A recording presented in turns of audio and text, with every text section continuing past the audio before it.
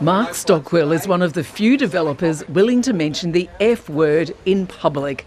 We've got to, in Brisbane, realise that flood is part of our way of life, but we've got to be prepared for it. This was ground zero in 2022 near one of his West End unit blocks.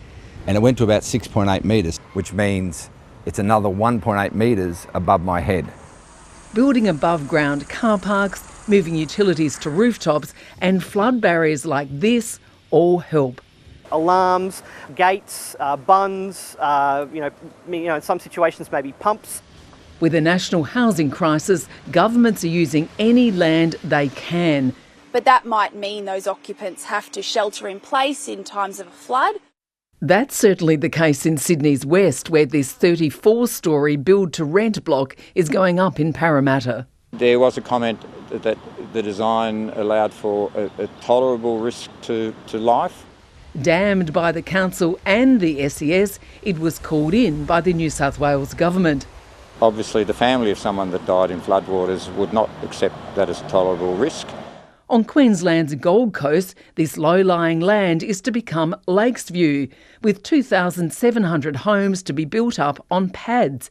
It too was given the green light by a state government, despite council and insurer concerns. The Insurance Council has long advocated for governments at all levels to stop development on floodplains. We put communities and businesses at risk when we build the wrong things in the wrong places. And back in Brisbane, 3 skyscrapers are proposed for this old factory site just a kilometre from the CBD.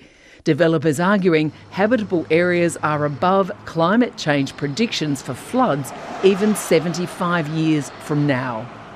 Sometimes common sense prevails. This old cow site on the Glitter Strip, once approved for 1,500 homes, was left idle after developers were told they'd have to have canned food and life rafts on site for when it went under, which was often. There's no easy answer to this. We need houses, but we also want to keep people safe.